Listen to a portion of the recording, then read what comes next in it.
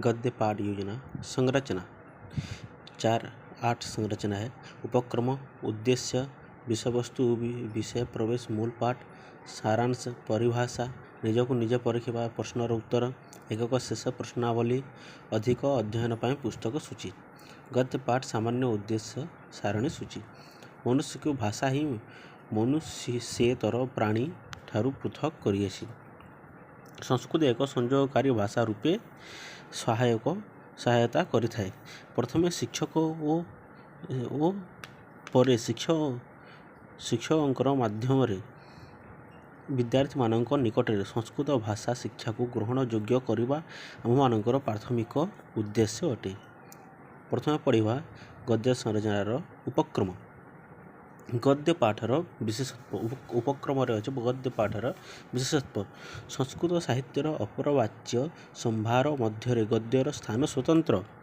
गद्यर रूप आम्भ माने यजुर्वेद समय देखा पाऊ।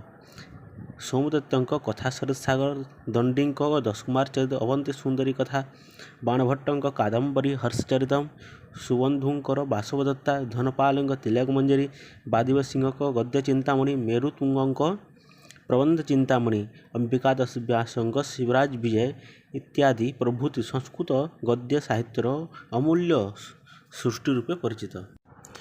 गद् धातु यत् प्रत्यय होकर गद्य शब्द निष्पन्न होइछि। छंद विरहित रचना को गद्य बोली कहुए। जहाँ उच्चारण योग्य, वाचन योग्य, सरल विधि रे कहुए पारे ताहाकु गद्य पदवाच्य कहुए। यथा अथाद पदसंतानम गद्यम, अथाद पदसंतानम गद्यम।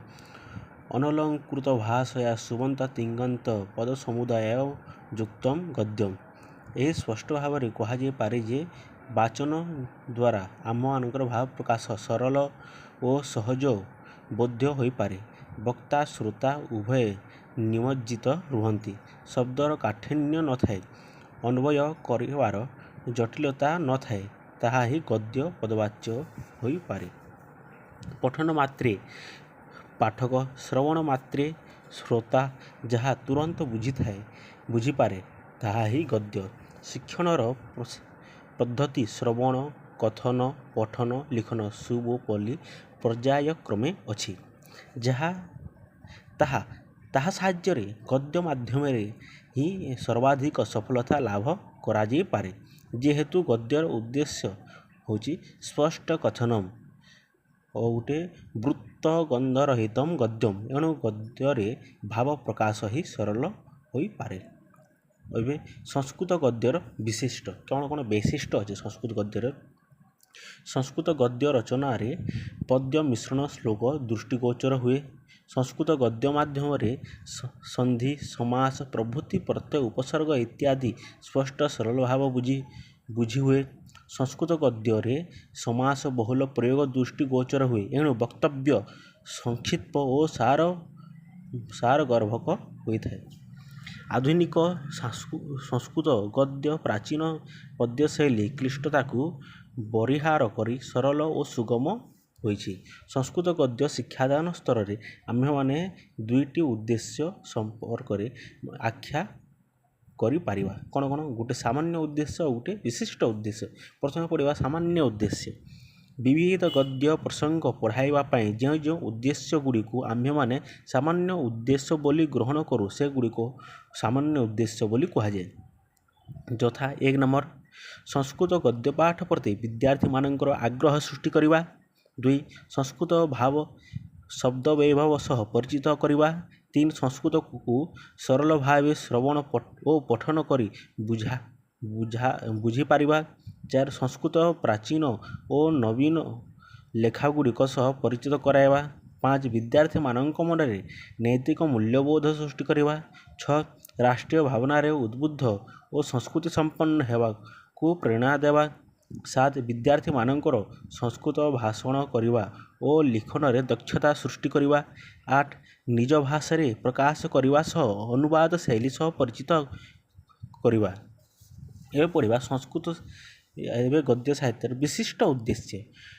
गद्य पाठ योजना रे प्रत्येक भाग पर उद्देश्य भिन्न भिन्न अटे। ପ୍ରସଙ୍ଗ ଆଧାରିତ ଉଦ୍ଦେଶ୍ୟ ଭିନ୍ନ ଭିନ୍ନ ହୋଇପାରିବ। ତେବେ କେତୋଟି ମୁଖ୍ୟ ଉଦ୍ଦେଶ୍ୟ ଯାହା ପ୍ରତ୍ୟେକ ପ୍ରସଙ୍ଗ ପାଇଁ ସମାନ ତାହା ନିମ୍ନ ପ୍ରକାରର ହୋଇପାରେ, ଯଥା 1. ବିଦ୍ୟାର୍ଥୀମାନଙ୍କ ସହିତ ସଂସ୍କୃତ ଗଦ୍ୟକାର ଶୈଳୀ ସହ ପରିଚିତ କରାଇବା। 2. ବୌଦ୍ଧିକ ଓ ମାନସିକ ଶକ୍ତିର ବିକାଶ ଘଟାଇବା। 3. ମହାପୁରୁଷମାନଙ୍କର କାହାଣୀରୁ ବୀରତା, ତ୍ୟାଗ, ରାଷ୍ଟ୍ର ପ୍ରତି କର୍ତ୍ତବ୍ୟ, ଦାୟିତ୍ୱବୋଧ ଓ ଆଦର୍ଶ ସୃଷ୍ଟି କରାଇବା। ସାଧାରଣ ଜଣା ପଡ଼ୁଥିବା ଘଟଣାଗୁଡ଼ିକୁ ରସାସ୍ୱାଦନ କରିବା। 5. ନାଟକ ନାଟ୍ୟାଂଶ କ୍ଷେତ୍ରରେ ବାର୍ତ୍ତାଳାପ ନାଟ୍ୟାଂଶଗୁଡ଼ିକର ସଂଳାପ ସହିତ ପରିଚିତ କରିବା ସଙ୍ଗେ ସଙ୍ଗେ ଭାବଗ୍ରହଣ ଓ ଉତ୍ତର ଦେବାର ଦକ୍ଷତା ବୃଦ୍ଧି କରିବା ସହ ସଂସ୍କୃତରେ ପ୍ରୟୋଗ ହୋଇଥିବା ବୈଦିକ ଲୌକିକ ସଂସ୍କୃତ ଭାଷା ଓ ବେଳେବେଳେ ପ୍ରାକୃତିକ ଭାଷା ସହ ପରିଚିତ କରିବା। 6. ଲେଖକଙ୍କ ଆଦର୍ଶ ସିଦ୍ଧାନ୍ତଗୁଡ଼ିକୁ ଉପଲବ୍ଧ କରିବା। 7. ନାଟକରେ ଅଭିନୟ ଶୈଳୀ ସମ୍ଭାଷଣ ଶୈଳୀକୁ ଆରୋହ ଓ ଅବରୋହରୁ କଥନର ଆବଶ୍ୟକତାକୁ ଉପଲବ୍ଧି କରିବା।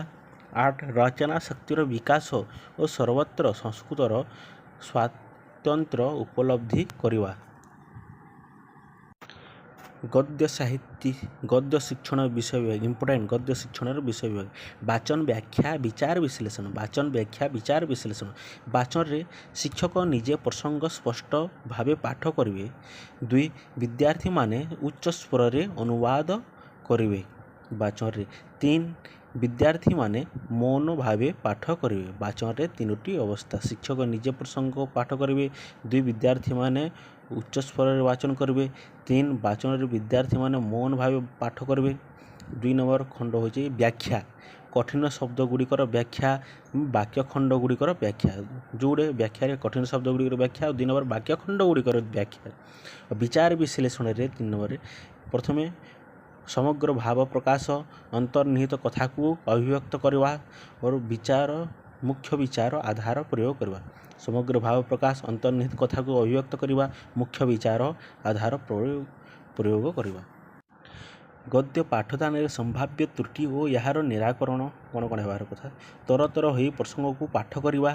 ଅସ୍ପଷ୍ଟ ସ୍ୱରରେ ନିମ୍ନ ସ୍ୱରରେ ପଢ଼ିବା। ଚିତ୍ର ବା ପ୍ରସଙ୍ଗ ଅନୁକୂଳ ବିଷୟ ପ୍ରତି ପ୍ରବେଶ ନ କରିବା। ଉପକ୍ରମ ବିକ୍ଷିପ୍ତ ଅଧିକ ବର୍ଣ୍ଣନା କରିବା। ମୁଖ୍ୟ ପ୍ରସଙ୍ଗରୁ ଦୂରେଇ ଯିବା। ପ୍ରସଙ୍ଗ ବହିର୍ଭୂତ ଅନାବଶ୍ୟକ କଥାକୁ ଅଧିକ ବୁଝାଇବା। ଅତ୍ୟଧିକ ବ୍ୟାକରଣର ବିଶ୍ଳେଷଣ କରିବା। ଚର୍ଚ୍ଚିତ ଚରବଣ ଏକ ପ୍ରସଙ୍ଗକୁ ବାରମ୍ବାର ଆବୃତ୍ତି କରିବା ଇତ୍ୟାଦି। ନିମ୍ନ ପର୍ଯ୍ୟାୟରେ ଆମ୍ଭେମାନେ ଗଦ୍ୟ ଶିକ୍ଷାଦାନକୁ ଆଗେଇ ନେଇପାରିବା। ଏହା ପ୍ରସଙ୍ଗୋଚିତ ଓ ବସ୍ତୁନିଷ୍ଠ ହେବା ଆବଶ୍ୟକ। ଯଥା 3ଟି ଅଛି କ'ଣ 1. ଉପକ୍ରମ ପ୍ରସ୍ତାବନା। 2. ଉଦ୍ଦେଶ୍ୟ କଥନ ବା ଉପସ୍ଥାପନା। 3. ପ୍ରସ୍ତୁତିକରଣ ବା ପ୍ରୟୋଗ।